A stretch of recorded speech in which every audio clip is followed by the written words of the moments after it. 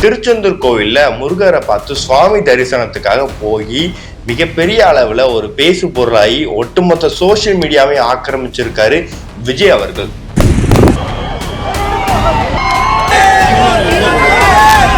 விஜய் அவர்கள் இன்னைக்கு திடீர்னு ஒரு கோவில் விசிட் அப்படின்ற மாதிரி திருச்செந்தூர் கோவிலுக்கு போயிட்டு அங்க உள்ள முருகர் எல்லாம் பார்த்துட்டு அங்க உள்ள அர்ச்சகர்கள் வேல் விஜய் அவர்களுக்கு பரிசா கொடுத்தது இல்லாம அங்க உள்ள பக்தர்கள் எல்லாருமே அந்த அளவுக்கு ஒரு உற்சாகத்தில் இருப்பாங்க இல்லையா, அந்த மாதிரி ஒரு சூழ்நிலை, அந்த மாதிரி ஒரு மொமெண்டா இன்னைக்கு மாறிடுச்சு. ஏன்னா முருகருக்கு உகந்த நாள் அப்படின்னாலே செவ்வாய்க்கிழமை தான் சொல்லுவோம்.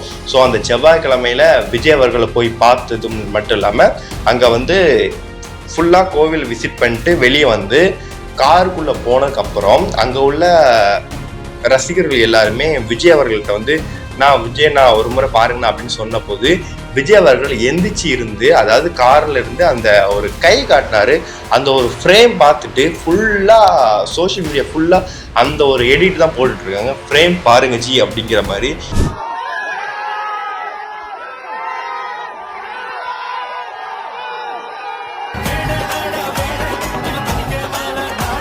ஏன்னா அந்த மாதிரி ஒரு ஃப்ரேமா இன்னைக்கு சோசியல் மீடியாவில் ஆக்கிரமிச்சிருக்கிற விஜய் அவருடைய ஃபோட்டோ, பின்னாடி முருகருடைய அந்த வேல் இருந்த அந்த கோபுரம், ஸோ ரெண்டும் சேர்ந்த மாதிரி இன்னைக்கு ஒரு ஃப்ரேம் நிறைந்த ஒரு மொமெண்டாக மாறிடுச்சு. ஸோ சோசியல் மீடியா ஒட்டுமொத்தமாக விஜய் அவர்களுடைய அலையாக மாறிக்கிட்டு வருது.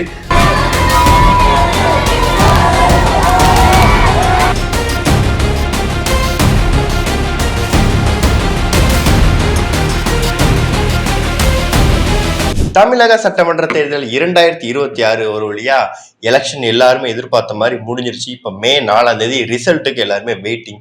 ஏன்னா ரிசல்ட் எந்த மாதிரியான ரிசல்ட்டா வரப்போகுது அப்படிங்கிறதெல்லாம் ஒரு எல்லா கட்சிக்காரர்களுக்குமே ஒரு மிகப்பெரிய எதிர்பார்ப்பு இருக்குல்ல, அந்த மாதிரி இருக்காங்க.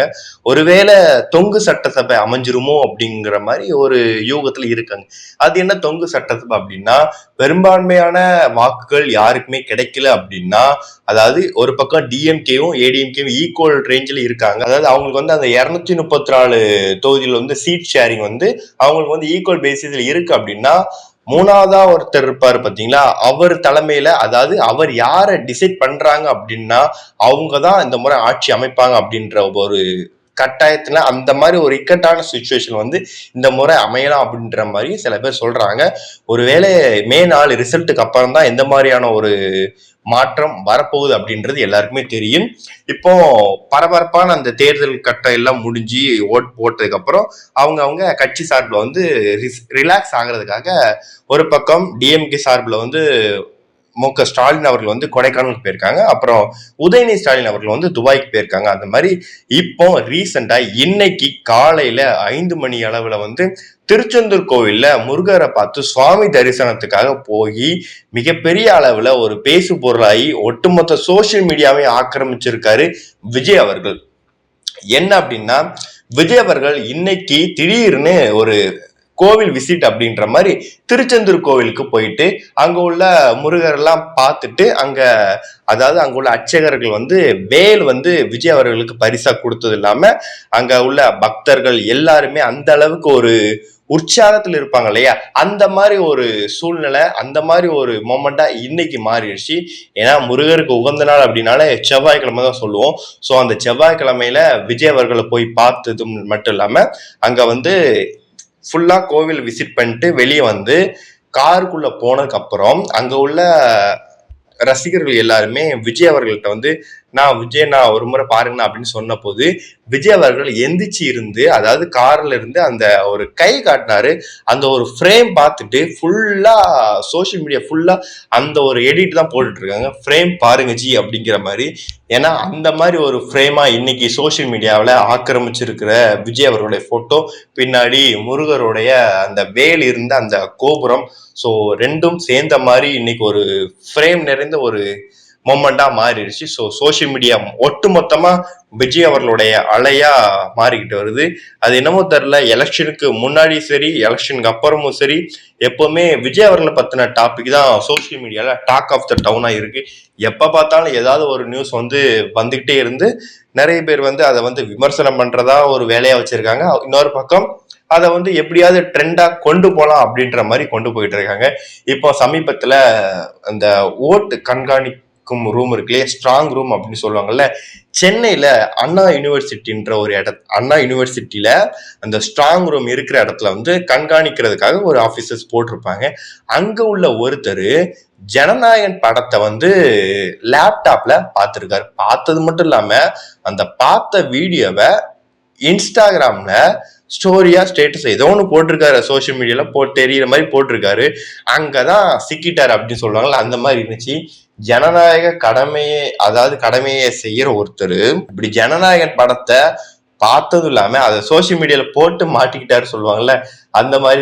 ஏன்னா ஜனநாயகன் படம் சந்திக்காத பிரச்சனையே இல்லை அப்படின்னு தான் சொல்லணும். ஏன்னா அந்த அளவுக்கு விஜய் அவர்கள் சந்திக்காத எல்லா பிரச்சனைகளும் ஜனநாயக படம் சந்திச்சுக்கிட்டு இருக்கு.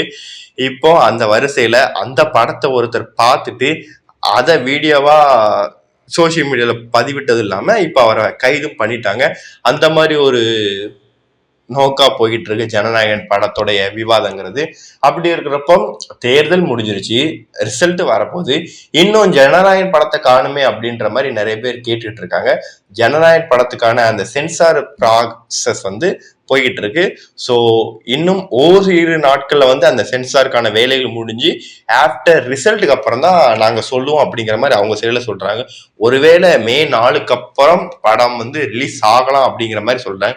ஐ திங்க் இந்த மே மாசத்துக்குள்ள படம் ரிலீஸ் ஆகிறதுக்கான முழு பாசிபிளும் இருக்கு அப்படிங்கிற மாதிரி சொல்றாங்க. ஸோ ரிலீஸ் ஆனதுக்கு அப்புறம், அதாவது எலெக்ஷன் ரிசல்ட் எந்த மாதிரி வரப்போதோ தெரியல வாட்சவர்.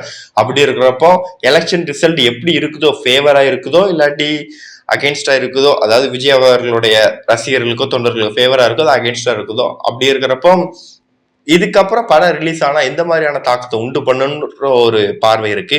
இன்னொரு பக்கம் படம் ரிலீஸ் ஆகுறதுக்கு முன்னாடியே படத்தை லீக் பண்ணி எல்லாரும் பார்த்துட்டாங்க. அப்படி இருக்கிறப்ப பார்த்த படத்தை மறுபடியும் போய் எப்படி பார்க்கணுன்ற மைண்ட் செட் என்றதுல அவங்க ஒரு சைட்ல இருக்காங்க. இதெல்லாம் விட நாங்க என்ன ஆனாலும் சரி விஜய் அவர்களுடைய படத்தை பார்ப்போம், அவங்களுடைய ரீரிலீஸ் ஆன அதாவது படத்தோட ரீரிலீஸ் படத்தை நாங்க அந்த அளவுக்கு பார்த்து என்ஜாய் பண்ணிட்டு இருக்கோம். இது ரிலீஸ் தானே, ஜஸ்ட் லீக் பண்ணிருக்காங்க, அதுல கொஞ்சம் பேர் பார்த்துருக்காங்க, கொஞ்சம் பேர் பார்க்கல. பார்த்தவங்க எல்லாருமே விஜய் ஃபேன்ஸா இருக்கணுங்கிறது அவசியம் இல்லை. அதாவது விஜய் பார்த்த எல்லாருமே விஜய் ஜனநாயக படத்தை தியேட்டர் ரிலீஸ் ஆனதுக்கு அப்புறம் பார்க்க கூடாது மைண்ட் செட்ல இல்லாதவங்க இருக்கணும்ன்றது அவசியம் இல்லை. அப்படி இருக்கிறப்போ பார்த்தவங்களும் பார்க்க வருவாங்கங்கிற மைண்ட் செட்டை உருவாக்கிட்டாங்க. அதனால மே 4க்கு அப்புறம் ரிசல்ட் எப்படி இருந்தாலும் சரி ஜனநாயக படத்தை தியேட்டர்ல பாக்குறதுக்காக ஒரு கூட்டம் இல்ல பெரிய கூட்டம் வர்றதுக்கான வாய்ப்புகள் நிறையவே இருக்குங்கிற மாதிரி சொல்லிட்டு இருக்காங்க. நான் ஆரம்பத்துல சொன்னேன்ல, இந்த தொங்கு சட்டசபை வர்றதுக்கு வாய்ப்புகள் இருக்கு அப்படிங்கிற மாதிரி. என்ன அப்படின்னா, இந்த தொங்கு சட்டசபை வந்துச்சு அப்படின்னா சிக்கல் யாருக்கு அப்படின்னா விஜய் அவர்கள் தான். விஜய் அவர்கள் சைட்ல இருந்து, அதாவது தொங்கு சட்டசபை வந்துச்சுன்னா அவர் யாரை சூஸ் பண்றாரோ அவங்கதான் சிஎம்மா இருப்பாங்க அப்படின்ற மாதிரி சொல்றாங்க. ஒருவேளை டிஎம்கேவை சூஸ் பண்றதுக்கான பாசிபிள் இல்லை. ஏன்னா எல்லா சைட்லேருந்து திமுக தான் அரசியல் எதிரிங்கிற மாதிரி விமர்சிச்சுட்டு இருக்காரு. அப்படி இருக்கிறப்போ திமுகவை சூஸ் பண்றதுக்கான பாசிபிள் இல்லை.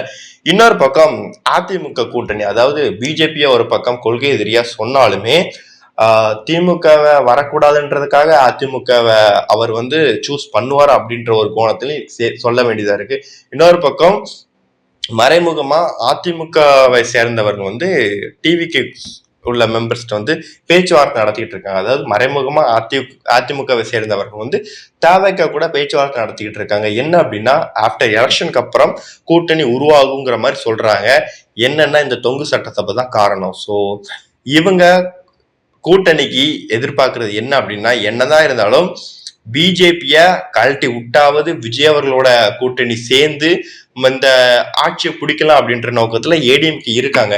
இன்னொரு பக்கம் விஜய் அவர்கள் சைட்ல இருந்து பாக்குறப்போ, ஒருவேளை நான் தான் இதை தீர்மானிக்கணும் அப்படின்னா இவங்க அட்லீஸ்ட் ஒரு டெபுட்டி சீஃப் மினிஸ்டர் பதவி கேட்கறதுக்கும் வாய்ப்பு இருக்கு.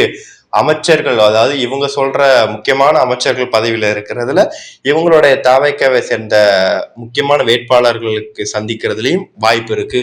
ஸோ எந்த மாதிரியான ஒரு மாற்றம் மே 4 வரப்போகுது அப்படிங்கிறதுல எல்லாருமே அவளோட வெயிட் பண்ணிக்கிட்டு தான் இருக்காங்க. இதுல என்னன்னா, இன்னைக்கு திருச்செந்தூர்ல வந்து விஜய் அவர்கள் விசிட் போனதுக்கு அப்புறம் நிறைய பேர் அதை வந்து அதிரி புதிரியா அப்படி திரிச்சு பேசிட்டு இருக்காங்க.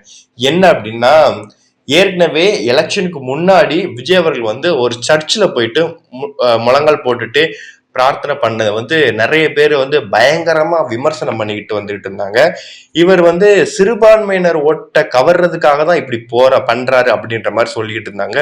இன்னொரு பக்கம், ஏன் இவர் வந்து சர்ச்சுக்கு இதுக்கு முன்னாடி போனதில்லையே, எப்போதுமே சர்ச்சுக்கு போயிட்டு இந்த மாதிரி பிரார்த்தனை பண்றது வழக்கம் தான் அப்படின்ற மாதிரி சொல்லிக்கிட்டு இருந்தாங்க. அதே சிமிலாரிட்டியோட இப்போ இந்த திருச்செந்தூர் கோவில்ல போனதையும் சொல்றாங்க. என்ன அப்படின்னா, விஜய் அவர்கள் வந்து கிறிஸ்டின், இவர் எப்படி ஒரு இந்து கோயில் அலோவ் பண்றாங்க அப்படின்ற மாதிரி ஏகோபித்த காரணத்தை வச்சுக்கிட்டு எப்படிலாம் திருச்சி பேச முடியுமோ அப்படிலாம் பேசி சொல்லிட்டு இருக்காங்க. இதுக்கெல்லாம் பதில் அடி கொடுக்குற விதமா தான் எலெக்ஷன் ரிசல்ட் வரப்போகுதுங்கிற மாதிரி அவங்க சைட்லயும் சொல்லிட்டு இருக்காங்க. எலெக்ஷன் ரிசல்ட்டை பொறுத்து தான் இருக்கு. அதே மாதிரி திடீர்னு நாளைக்கும் மகாராஷ்டிராவில் உள்ள சீரடி சாய்பாபா கோவிலுக்கு விஜய் அவர்கள் போறதா ஒரு பிளான் சொல்றாங்க. நாளைக்கு முடிச்சுட்டு அப்புறம் 30ஆம் தேதி வந்து தேவைக்காவில் உள்ள 234 தொகுதி வேட்பாளர்கள் விஜய் அவர்களை சந்திச்சு அவங்கள்ட்ட வந்து கலந்துரையாடல் பண்ண போறதா சொல்லிட்டு இருக்காங்க. இது முடிச்சுட்டு அதுக்கப்புறம் ஒரு 3 நாள் தான் இருக்கு. ரிசல்ட்டுக்கு வந்து எல்லாருமே ரெடி ஆகிட்டு இருப்பாங்க. நாங்க ஆரம்பத்துல இருந்து சொன்ன மாதிரி இந்த தேர்தல் வந்து கொஞ்சம் கூட யாராலுமே கணிக்க முடியாத தேர்தலா இருக்க போகுது அப்படின்ற மாதிரி, அதுக்கேற்ற மாதிரி தான் தேர்தலோட வாக்கு சதவீதமும் இருந்துச்சு. இது வரைக்கும் தமிழ்நாட்டுல வந்து இந்த அளவுக்கு ஒரு வாக்கு சதவீதத்தை யாருமே, அதாவது 2 கட்சிகள் இதுக்கு முன்னாடி இருந்திருக்காங்க, ஆண்டிருக்காங்க, எதிர்கட்சியாக இருந்திருக்காங்க, ஆண்டுகிட்டு இருந்திருக்காங்க. அப்படி இருக்கப்பெல்லாம் வராத வாக்கு சதவீதம் இந்த முறை வந்திருக்கு அப்படின்னா நிறைய பேர் நிறைய கோணத்துல வந்து சொல்லிட்டு வராங்க. ஒரு பக்கம் எஸ்ஏஆர் வந்து இந்த முறை வந்ததுனாலதான் ஒரு வாக்கு சதவீதம் இந்த அளவுக்கு எகிரி இருக்கு அப்படின்ற மாதிரி சொல்லியிருக்காங்க. இன்னொரு பக்கம் வாக்கு சதவீதம் இந்த முறை வந்து உயர்ந்திருக்குதான், ஆனா ரொம்பலாம் அதிகமா உயர்ந்தது இல்லை, கொஞ்சம் ஒரு % தான் கூடியிருக்கு அப்படின்ற மாதிரி சொல்றாங்க. இன்னொரு பக்கம் விஜயோடைய அலை அப்படின்னு சொல்லுவாங்க இல்லையா, விஜய் அலைனாலதான் இந்த முறை மிகப்பெரிய அளவுல ஒரு மாற்றத்தை வாக்கு சதவீதத்தை உண்டு பண்ணியிருக்கு அப்படின்ற மாதிரி சொல்லியிருக்காங்க. அது என்ன, விஜய் வந்ததுனால இந்த முறை வாக்கு சதவீதம் உயர்ந்திருக்கு அப்படின்னு நிறைய பேர் சொல்றாங்க. என்னன்னா, இந்த முறைதான் நிறைய பேரு நிறைய குடும்பமா இளைஞர்கள், பெண்கள் அந்த அளவுக்கு வந்து ஒரு புத்துணர்ச்சியோட ஒரு பொறுப்போட நம்ம வந்து இந்த முறை எப்படியாவது ஓட்டு போடணும் அப்படின்ற ஒரு உயர்ந்த மிகப்பெரிய அளவுல ஒரு எதிர்பார்ப்பை உண்டு பண்ண தேர்தலா மாறினதுல வந்து எந்த விதமான சந்தேகமும் இல்லைங்கிற மாதிரி சொல்றாங்க. அதுக்கும் முக்கிய காரணம் விஜய் அவர்கள் தான். ஏன்னா விஜய் அவர்களுடைய வருகையினாலதான் தமிழ்நாடு அரசியலையே புரட்டி போட்ட ஒரு தேர்தல் களமா இது மாறி இருக்கு. அப்படி உள்ள ஒரு தேர்தலா இது மாற போய் தான் இந்த முறை மிகப்பெரிய அளவுல எல்லாருமே அவங்க விருப்பத்தோட வந்து ஓட்டு போட வந்திருக்காங்க. அதனாலதான் இந்த அளவுக்கு ஒரு ஓட் % வந்து இன்க்ரீஸ் ஆயிருக்கு. அதுவும் இல்லாம மேற்கு வங்கத்திலையும் 90% வந்து இன்க்ரீஸ் ஆயிருக்கு. தேர்தல் ஆணையமே இந்த 2 ஸ்டேட்டுக்கும் ஒரு பாராட்ட கொடுத்துருக்காங்க அப்படின்னா அது வந்து இந்த தேர்தல் வந்து மிக முக்கியமான தேர்தலா பாக்குறாங்க. அப்படி இருக்கிறப்போ இந்த தேர்தல் எந்த அளவுக்கு ஒரு மாற்றத்தை உண்டு பண்ணியிருக்கோம், இந்த ரிசல்ட்டும் மிகப்பெரிய அளவுல ஒரு மாற்றத்தை உண்டு பண்ணுங்கிற மாதிரி தான் எல்லாரும் எதிர்பார்த்துட்டு இருக்காங்க. இதுல ஒரு பக்கம் என்னன்னா, தாவைக்காவை சேர்ந்த முக்கியமானவர்களுக்கெல்லாம் அமைச்சர் பட்டியல்லாம் போட்டு ரெடி பண்ணிக்கிட்டு இருக்கதா சொல்லிட்டு இருக்காங்க. இன்னும் ரிசல்ட் எந்த மாதிரி வரப்போகுதுன்னு தெரியல. அதுக்குள்ள இவங்க வந்து ஒரு ஜெயிக்கிறதுக்கு முன்னாடி கொண்டாடுறதுன்னு சொல்லுவாங்கல்ல, அந்த மாதிரி ஒரு விஷயத்த எடுத்து பண்ணிக்கிட்டு இருக்காங்க. அமைச்சர் பட்டியல் யார் யாருக்கு இந்த அமைச்சர் அப்படின்னு சொல்லிட்டு இருக்காங்க. ஸோ இது எலெக்ஷன் ரிசல்ட்டுக்கு அப்புறம் இதை பத்தி டிசைட் பண்ணி பாக்குறதா ஒரு நல்ல விஷயமா இருக்கும்னு நான் நினைக்கிறேன். ஏன்னா அதுக்கு முன்னாடியே இந்த மினிஸ்ட்ரி இப்படின்னு இவங்களுக்குள்ள பேசிட்டு இருக்காங்களே தவிர ரிசல்ட் எந்த மாதிரி ஒருவேளை ஆப்பனண்டா அகேன்ஸ்டா வந்துருச்சு அப்படின்னா மிகப்பெரிய அளவுல ஒரு ஏமாற்றத்தை தான் சந்திக்கணும் அப்படின்ற மாதிரி தான் சொல்றாங்க. ஸோ அப்படி இருக்கப்ப ஆஃப்டர் ரிசல்ட்டுக்கு அப்புறம் ஒரு எலெக்ஷன் ரிசல்ட்டுக்கு அப்புறம் எந்த மாதிரியா இருந்தா நல்லா இருக்கும் அப்படிங்கிறதுல தேவைக்கு வந்து அதுக்கு ஏற்ற மாதிரி செயல்பட்டா நல்லா இருக்கும்னு நான் நினைக்கிறேன். ஸோ ரிசல்ட் என்ன மாதிரி நீங்களும் எந்த அளவுக்கு எதிர்பார்த்து காத்துட்டு இருக்கீங்கிறத கீழே கமெண்ட் பண்ணுங்க. தேங்க்யூ.